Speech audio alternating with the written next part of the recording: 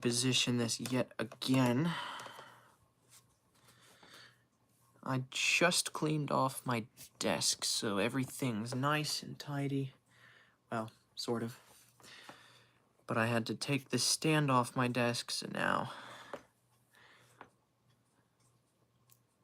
everything's in a different place. Alright. I also have my chair a little high. Maybe I can lower that.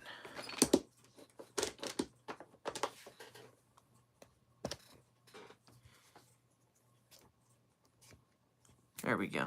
Alrighty.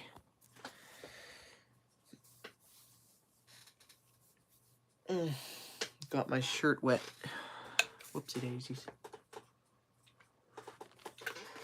Alright, well, we're going to be reading out of Treasure Island in just a little bit.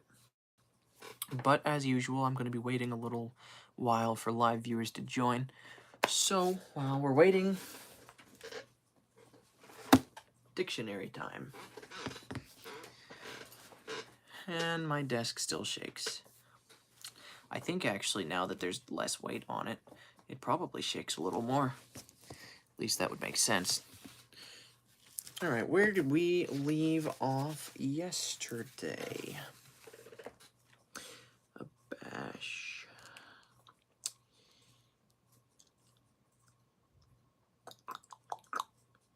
I think we left off there, so I'm going to start reading from there now. So the next word is abashedly, which is an adverb. That means doing something in a confused manner. Abashment is a noun. The first definition here is the fact or state of being abashed. The second definition is a feeling of shame or uneasiness. The next word is abasia, which is a noun. Sorry, I put the emphasis on the wrong syllable. It's abasia.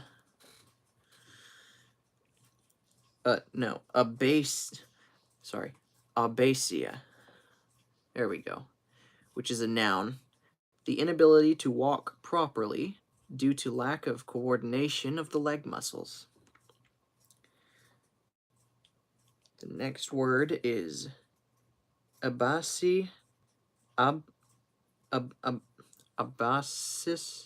and abasi. It has all three of those words listed. I guess those are alternate spellings or something. It's a noun. It is Persian in origin, from Shah Abbas II. It is a silver coin, formerly current in Persia, which of course now is Iraq. Hello. Worth about 29 cents. So just a little bit over a quarter in worth. The next word is abatable, which is an adjective. It's an adjective that may or can be abated as an abatable writ or nuisance. The next word has 8 definitions. Goodness. Abate. Other forms of the word, such as the verb. I forget what VT and PT stand for. But anyway, it's other verb forms. Abated, abating, and it's French, well, in origin, from the word abattre, which is to beat down. I probably just butchered that pronunciation. So the first definition is to beat down, to pull down, to put an end to in any manner, as to abate a nuisance. Second definition is to lessen, to diminish, to moderate, as to abate zeal, to abate pride, to abate a demand. Third definition of abate is to lessen, to mitigate, as to abate pain, sorrow, or misery. The fourth definition is to overthrow, to cause to fail, to frustrate by judicial sentence, as to abate a writ. The fifth definition is to deject, to depress, as to abate the soul. And that is, I think OBS means it's obsolete, meaning it's not used anymore. I could be mistaken on that. Let's see. OBS, obsolete. Yeah, obsolete, meaning people don't, there's no need to use that form of the word. The sixth definition of abate is to deduct from, to lower, as to debate a price. Did I just say debate? I meant to say abate, to abate a price. The seventh definition of abate is to cause to fail, to annul. By the English law, a legacy to a charity is abated by a deficiency of assets. And the eighth definition of abate is to remit, as to abate a tax. Do I like SpongeBob? I haven't watched SpongeBob all that much, so I can't really say whether I like or dislike it. And what am I doing? I am reading out of the dictionary while I'm waiting for live viewers. However, it does look like I do have a couple live viewers. Welcome on. Thanks for joining me. And I actually came to a good stopping point because that's a really long definition, so it's easy to spot. So I'm going to close that up, set it over here on the shelf, and I'm going to get into the main part of this live stream, which is reading Treasure Island. We're on chapter 23 today. Go ahead and take off those covers. Take out the bookmark, which is just a piece of paper that I repurposed. Oy, this lighting's terrible. I really should get another light or something, or fix that other one that broke. How many pages? Ooh, there's a picture in this chapter. I always love the pictures. All right, so that makes 1, 2, 3, 4, 5, 6, about 6.5 pages in this chapter. So chapter 23 is called The Ebb Tide Runs. I'm going to scoot this chair up a little more so I'm closer to the desk. That's more comfortable.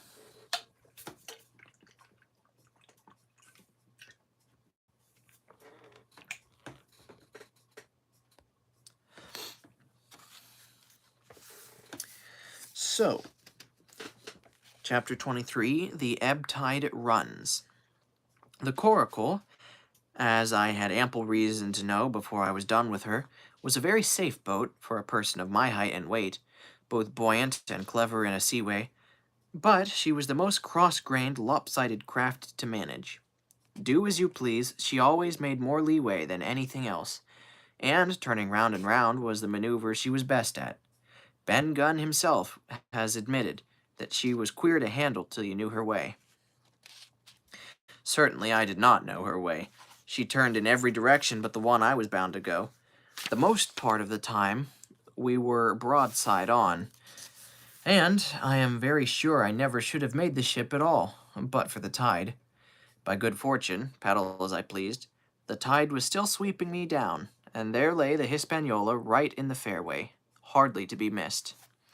First, she loomed before me like a blot of something yet blacker than darkness. Then her spars and hull began to take shape, and the next moment, as it seemed, for the farther I went, the brisker grew the current of the ebb, I was alongside of her, hawser? I'm not sure what hawser means. Oh, it explains it. The hawser is the rope that the anchor is attached to. All right. So I was alongside her hawser and had laid hold. The hawser was as taut as a bowstring, so strong she pulled upon her anchor. All round the hull, in the blackness, the rippling current bubbled and chattered like a little mountain stream. One cut with my sea gully, and the Hispaniola would go humming down the tide. So far, so good, but it next occurred to my recollection that a taut hawser, suddenly cut, is a thing as dangerous as a kicking horse. 10 to 1, if I were so foolhardy as to cut the Hispaniola from her anchor, I and the coracle would be knocked clean out of the water. This brought me to a full stop, and if fortune had not again particularly favored me, I should have had to abandon my design. But the light airs, which had begun blowing from the southeast and south, had hauled round after nightfall into the southwest. Just while I was meditating, a puff came, caught the Hispaniola, and forced her up into the current. To my great joy, I felt the hawser slacken in my grasp, and the hand by which I held it dip for a second under water. With that, I made my mind up, took out my gully, opened it with my teeth, and cut one strand after another, till the vessel swung by only two. Then I lay quiet, waiting to sever these last when the strain should once more be lightened by a breath of wind. That's something that you don't, that's a word that you don't hear anymore in reference to that. So he basically says he has a pocket knife. It's a knife that falls out of the handle, and he called it a gully. So another name for pocket knife is gully. All this time I had heard the sound of loud voices from the cabin. But, to say truth, my mind had been so entirely taken up with other thoughts that I had scarcely given ear. And before I turn the page, there is a picture. That's Jim right there in the coracle. He's got his hand on the hawser, and he's using his gully to cut the ship loose.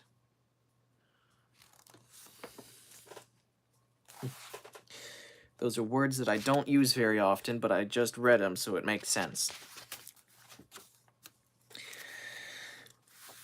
Now, however, with nothing else to do, I paid more heed. To the voices that were up, that he was hearing. Once I recognized as... Sorry, that is not once, that is one. One I recognized as that of the coxswain, Israel Hands. That had been Flint's gunner in former days. The other was, of course, my friend of the red nightcap.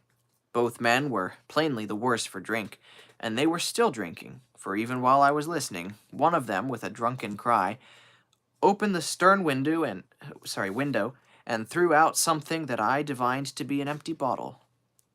But they were not only tipsy, it was plain that they were furiously angry. Oaths flew like hailstones, and every now and then there came forth such an explosion as I thought was sure to end in blows.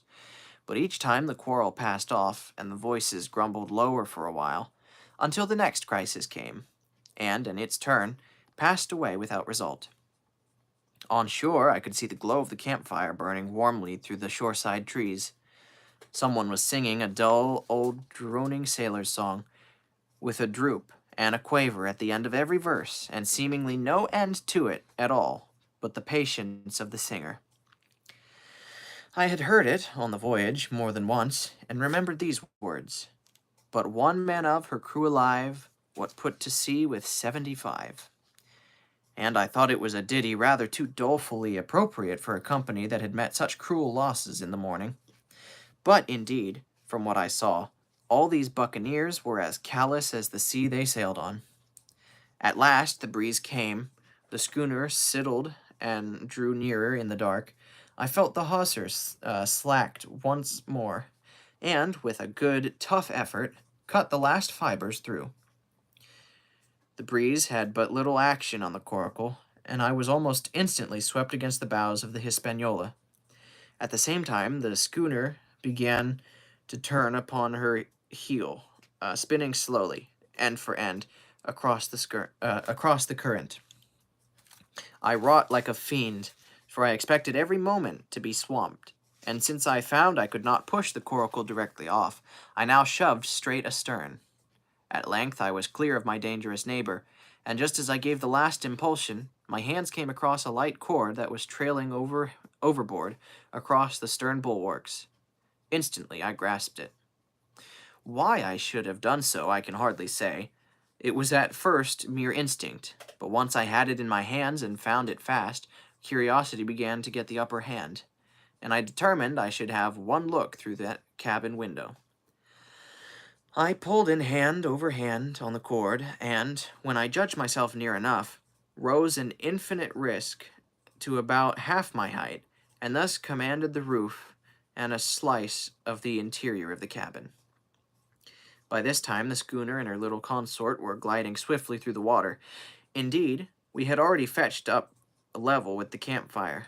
The ship was talking, as sailors say, loudly, treading the innumerable ripples with an incessant weltering splash, and until I got my eye above the window-sill, I could not comprehend why the watchman had taken no alarm. One glance, however, was sufficient, and it was only one glance that I durst take from that unsteady skiff. It showed me Hans and his companion, locked together in deadly wrestle, each with a hand upon the other's throat. I dropped upon the thwart again, none too soon, for I was nearly overboard. I could see nothing, for the moment, but these two furious and crimson faces, swaying together under the smoky lamp, and I shut my eyes to let them grow once more familiar with the darkness. The endless ballad had come to an end at last, and the whole diminished company about the campfire had broken into the chorus I had heard so often. 15 men on the dead man's chest, yo-ho-ho, and a bottle of rum. Drink and the devil had done for the rest, yo-ho-ho, and a bottle of rum. I was just thinking how busy Drink and the devil were at that very moment in the cabin of the Hispaniola, when I was surprised by a sudden lurch of the coracle. At the same moment, she yawed sharply and seemed to change her course. The speed, in the meantime, had greatly increased. I opened my eyes at once. All round me were little ripples, combining over with a sharp, bristling sound and a slight phosphorescence. The Hispaniola herself, a few yards in whose wake I was still being whirled along, seemed to stagger in her course, and I saw her spars toss a little against the blackness of the night. Nay, as I looked longer, I made sure she also was wheeling to the southward. Excuse me. I glanced over my shoulder, and my heart jumped against my ribs. There, right behind me, was the glow of the campfire. The current had turned at right angles, sweeping round along with it the tall schooner and the little dancing coracle. Ever quickening, ever bubbling higher, ever muttering louder, it went spinning through the narrows, headed for the open sea. Suddenly, the schooner in front of me gave a violent yaw, turning, perhaps, through 20 degrees, and almost at the same moment one shout followed another from on board. I could hear feet pounding on the companion ladder, and I knew that the two drunkards had at last been interrupted in their quarrel, and that they had awakened to a sense of their disaster. I lay down flat in the bottom of that wretched skiff, and devoutly recommended my spirit to its Maker. At the end of the straits, I made sure we must fall into some bar of raging breakers, where all my troubles would be ended speedily. And though I could, perhaps, bear to die, I could not bear to look upon my fate as it approached. So I must have lain for hours, continually beaten to and fro upon the billows, now and again wetted with flying sprays, and never ceasing to expect death at the next plunge. Gradually, weariness grew upon me. A numbness, an occasional stupor, fell upon my mind, even in the midst of my terrors, until sleep at last supervened, and in my sea-tossed coracle I lay and dreamed of home and the old Admiral Benbow. And that is the end of chapter 23.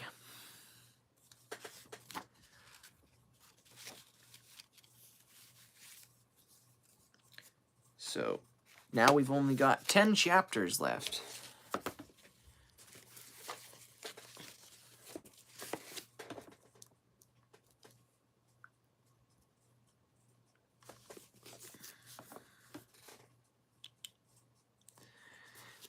Well, I did have a couple viewers live, but it seems that as soon as I finished the chapter, they all left.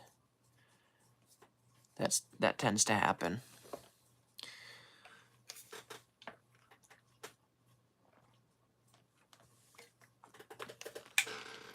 Well, for those of you who are watching this after it is no longer live, thanks for watching to the end. I always appreciate it when people stick around and watch through the end. I'm not sure how many of you actually did stick around. Oh, you're still here?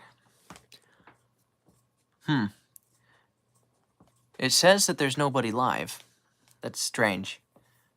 Okay, so we do have some live viewers, but this thing wasn't telling me that there was someone for some reason. But anyway, thanks for sticking around to the end. Thanks for listening to the end. If you're not subscribed, consider subscribing. I always appreciate that. And consider leaving a like on this video if you did like it. That always helps out, makes the videos a little more visible to other people. And yeah, it's about time for me to be getting to bed, so I'm going to wish y'all a good night, and God bless. I just bumped the desk pretty hard. Alright. God bless.